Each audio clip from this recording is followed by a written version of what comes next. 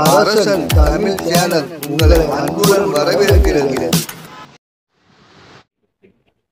தமிழால் இணைந்த தமிழ் நல்லுள்ளங்களுக்கு வணக்கம். மருந்து கடையில் பல வகையான மருந்து மாத்திரைகள் இருப்பதை நாம் கவனித்து இருப்போம். மருந்து கடையில் வேலை செய்பவர்கள் நூற்றுக்கணக்கான மருந்து பெயர்களை எப்படி ஞாபகத்தில் வைத்து இருப்பார்கள்? நூற்றுக்கணக்கான மருந்துகளின் நடுவில் ஒரு மாத்திரையை மட்டும் எப்படி குறிப்பிட்டு எடுக்கிறார்கள் என்பதை பற்றி இந்த பதிவில் நாம் பார்ப்போம். இது போல பயனுள்ள தகவலை உடனுக்குடன் தெரிந்து கொள்வதற்கும் தெரிந்தவர்களுக்கு பகிர்ந்திடவும் நீங்க நம்ம சேனலை சப்ஸ்கிரைப் பண்ணிட்டு பக்கத்துல வர்ற பெல் ஐகானையும் ஆளுங்கிற சிம்பலையும் முக்கியம் பண்ணிடுங்க. ஒவ்வொரு மருந்து கடையிலும் நூற்றுக்கணக்கான மருந்துகள் இருப்பதை பார்த்திருப்போம். நாம் ஒரு மருந்தின் பெயரை சொன்னவுடன் மருந்து கடையில் வேலை செய்பவர் சட்டென எங்கிருந்தோ ஒரு மருந்தை எடுத்து கொடுப்பார். எப்படி மருந்தின் பெயரை கேட்டதும் மருந்தின் சீட்டை பார்த்ததும் ஞாபகத்துடன் தடுமாறாமல் குறிப்பிட்ட மருந்தை எடுக்கிறார்.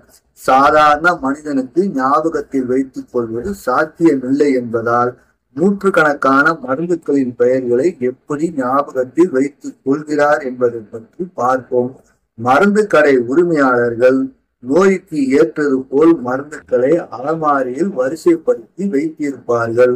உதாரணத்திற்கு இருமல், சளி, காய்ச்சல் மருந்துகளை ஒரு அலமாரியிலும், இதயம் மற்றும் நீரிழிவு தொடர்பான மருந்துகளுக்கு மற்றொரு அலமாரியும் உருவாக்கி வைத்திருப்பார்கள். இது தவிர மருந்து கடையில் வேலை செய்பவர்கள் மருந்துகளை அகர வரிசைப்படி வைத்திருப்பார்கள்.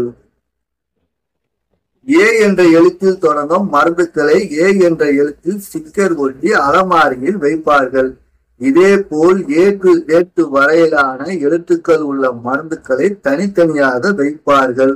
ஒருவேளை எக்ஸ் என்ற எழுத்தில் தொடங்கும் மருந்துகள் அதிகமாக இருந்தால் X1, X2 என இரண்டு அலமாரியில் வைப்பார்கள். டாக்டர் எழுதி கொடுத்த மருந்து புரியவே இல்லை என சொல்வதை நாம் கேள்விப்பட்டு இருப்போம். இதுக்கு காரணம் மருந்து சீட்டில் இருக்கும் கையெழுத்து போலி கிருக்களை விட மோசமானதாக இருக்கும். ஆனால் மருந்து கடையில் வேலை செய்பவர்கள் ஒரு நிமிஷத்தில் புரிந்து கொள்வார்கள். இதற்கு காரணம் மருந்து சீட்டில் இருக்கும் மருந்தின் பெயர் ஆங்கிலத்தில் எழுதி இருப்பதும் ஒரு சில மருத்துவ குறியீடு இருப்பதும் காரணமாகும். மருந்தாளர் பார்மாசிஸ்ட் படிக்கும் போது மருந்து சீட்டு எழுதுவதற்கும் புரிந்து கொள்வதற்கும் சிறப்பு பயிற்சி கொடுக்கப்படுவதும் ஒரு காரணமாகும். இந்த பயிற்சியின் போது மருத்துவர் மற்றும் மருந்தாளர்களுக்கு புரியும் வகையில் ஒரு சில மருத்துவ குறியீடுகள் கற்றுக் கொடுக்கப்படுகிறது. நண்பர்களே, இதுவரை நாம் மருந்து கடையில் வேலை செய்பவர்கள் தடுமாற்றம் இல்லாமல் மருந்துகளை எடுத்து கொடுப்பதை பற்றி நாம் பார்த்தோம். இந்த பதிவு பயனுள்ளதாக இருந்தால் லைக் பண்ணுங்கள். தெரிந்தவர்கள் நண்பர்கள் பயன்பெற ஷேர் செய்யுங்கள்.